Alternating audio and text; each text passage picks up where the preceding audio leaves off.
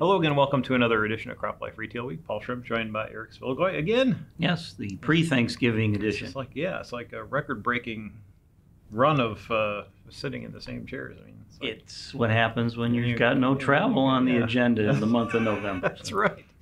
We were 0 for November. You'll make up for it a little bit in December, and then January I'm really going crazy. Oh yes. I'm going to go to the Consumer Electronics Show. Really? Yes. John Deere is going to have some hoo-ha there.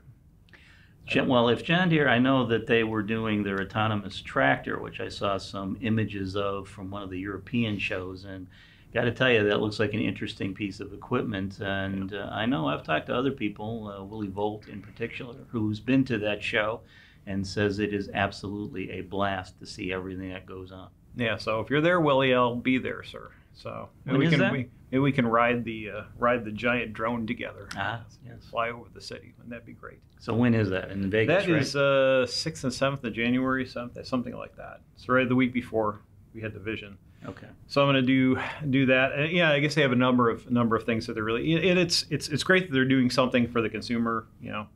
More of the consumer market to get people to understand what's going on in ag and ag technology. So I look forward to seeing that, seeing what's going on. They had the leadership change, so there's been a lot of things going on. Mm-hmm. They've been very internally focused, meaning they haven't talked to me very much lately, but I hope to get I barely talk to you, Paul, and we work next to one another. So. All right, so it's all me, and it's not you, it's not anyone, it's not Deere, it's me. Okay, fine. Anyway, they're going to be forced to be with me at some point during the event, and we'll be talking to them about some of the things they're working on. So it'll be fun. The Vision Conference is the week after. It's 14th to the 16th of January. Still time to register for that. It's going to be really terrific. We're really focusing in on technology that's unfolding in the next 3 to 5 years and what we need to do to prepare for it. We've got a really interesting mix of people. The networking is always fantastic, and it's a great tool to find out what's happening in the immediate future versus way out there or what's in the ground right now. Kind of what we do with the InfoAg. We really look for a pathway to the future. So it'll be fun. Very good. So you got some news, sir. Cheerful news to share with everyone. Maybe I should go next. So Wilbur-Ellis acquired Nature's Alpine, which I thought was particularly interesting. Yes. I do have some information on that too. So that's kind of good news. So it's interesting. Now we're seeing kind of an expansion of capabilities in manufacturing now for products. So. Another retailer kind of flexing its muscles, in that upper, top 6 retail stratosphere, but putting more into inputs. Yeah, and the key here, of course, is Nature's is going to continue to operate under its well-known trademarks, trade names, Nature's and Alpine, but it's going to be a division underneath Wilbur-Ellis. And if you're a customer, you're not going to see too many changes, but it does give Wilbur-Ellis a new into different markets, according to their CEO John Buckley. So. Yes, so it'd be interesting to see if others are following suit among the largest of the large retail conglomerates. So. Yes. Well, and speaking of merger news, since you've given me that segue, we'll go there next. I know last video I commented on the fact I finished the CropLife 100, and we'd found out that 2 members of the 100, Midwest Fertilizer and Mid-Kansas Cooperative, are going to be getting together in the new year. And we also found out this week, Paul, that another top 100 dealer, Gar Tutelian, is going to be merging with Bennett Water Systems, which is another California operation. The 2 of them will be getting together formally on January 1. The new company name will be Gar Bennett. And according to the folks involved, this will give them a nice segue or into the marketplaces. And they will be able to, let me get sure I got it right here, raises the bar for both companies. They're both family-owned businesses with outstanding reputations, and together the opportunities are endless, unquote. So that's what they're saying about that merger of those 2 companies. Good. So best of luck to Gar Bennett, starting January 1st. Yep. And of course, Greg Mussin's a good friend of ours, and will continue to be the co-CEO of the new company. So terrific. So no, you're not allowed to talk about the bad news yet.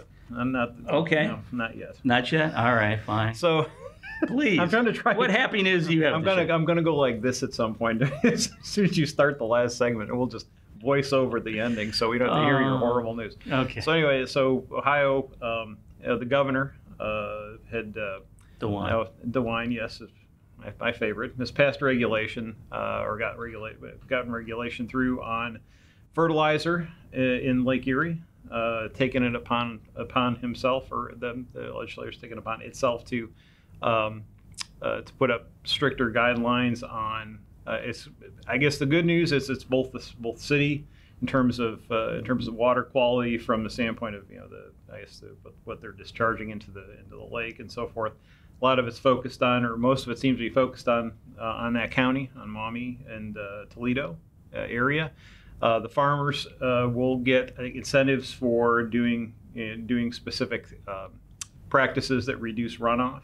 Okay. But it is going to be focused again in that county, in the Toledo area, Maumee. Yep.